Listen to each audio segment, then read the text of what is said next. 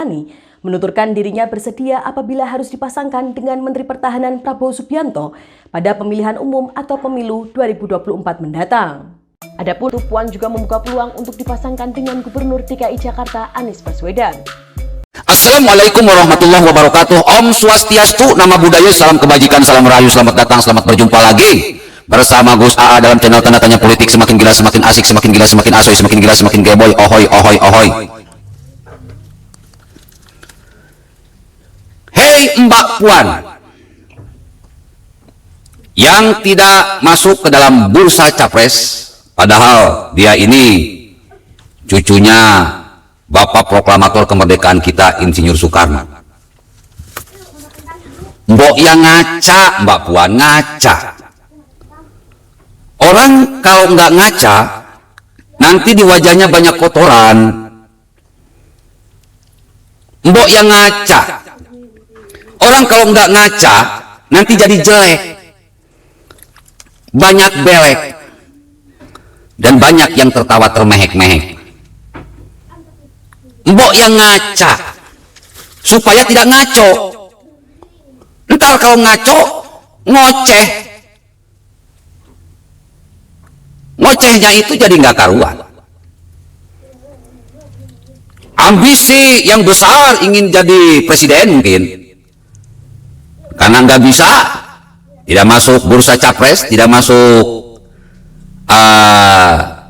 survei, 3 besar survei.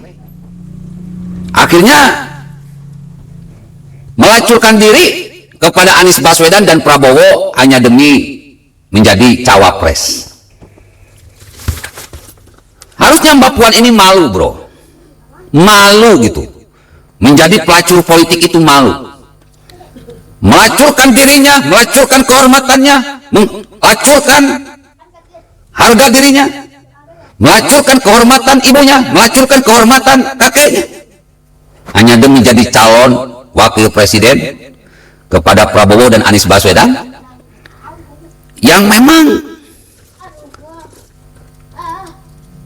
tidak akan menang dalam sebuah pertandingan pemilihan presiden. Harga diri itu mahal, Mbak Puan, harus dijaga. Karena kalau orang sudah tidak punya harga diri, apa bedanya dengan kebo? Apa bedanya dengan kambing? Mereka hidup tanpa ada tujuan yang jelas, tanpa ada visi misi yang jelas, hidup untuk makan, makan untuk hidup. Kalau Mbak Puan hidup cuma untuk jabatan, hidup untuk jabatan dan jabatan untuk hidup, maka semuanya akan sia-sia. Tidak hanya kehormatan Mbak Puan yang akan hancur lebur, mungkin kehormatan Ibu Mega pun bisa hancur lebur, kehormatan Soekarno pun bisa hancur lebur. Mbok yang ngaca. Rakyat sudah memilih orang yang tepat, rakyat sudah memilih orang yang baik. Kenapa harus melacurkan diri dengan seseorang yang memang tidak punya sedikit pun visi misi atau sepandangan dengan Soekarno? Daripada melacurkan diri kepada Prabowo, daripada melacurkan diri kepada Anies Baswedan, sudah lebih baik edankan saja, nggak usah tanggung. Ganjar presiden, wakil presiden Puan Maharani, nggak masalah. Cuman kan riskan, bro. Kalau untuk kalah itu besar.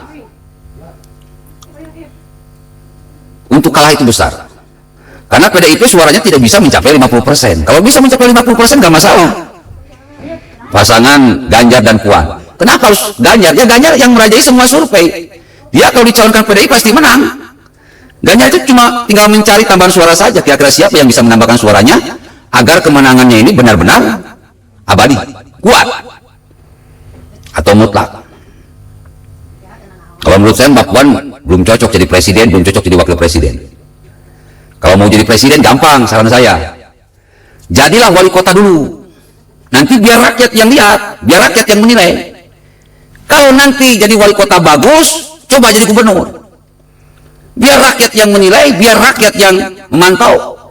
Kalau nanti bagus, kita semua dengan senang hati di pemilihan presiden yang akan datang memilih Mbak Puan sebagai calon presiden, dan pasti nanti surveinya bagus.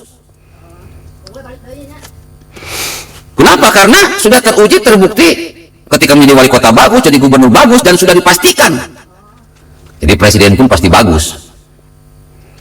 Jadi jangan karena hanya bermodalkan menjadi ketua DPR lalu pengen jadi presiden, nggak bisa. Rakyat Indonesia itu lebih mengenal wali kota daripada ketua DPR, lebih mengenal gubernur daripada ketua DPR, lebih mengenal presiden daripada ketua DPR. Jadi ngaca gitu, ngaca. Survei itu meskipun tidak mencapai 70% kebenarannya, cuma 30%, tapi itu bisa dijadikan patokan yang lumayan lah untuk awalan, dan biasanya tidak akan jauh beda. Jadi saya sarankan kepada Mbak Puan, jangan menjadi pelacur politik. Nanti Ibu Mega jadi malu, Pak Soekarno pun jadi malu.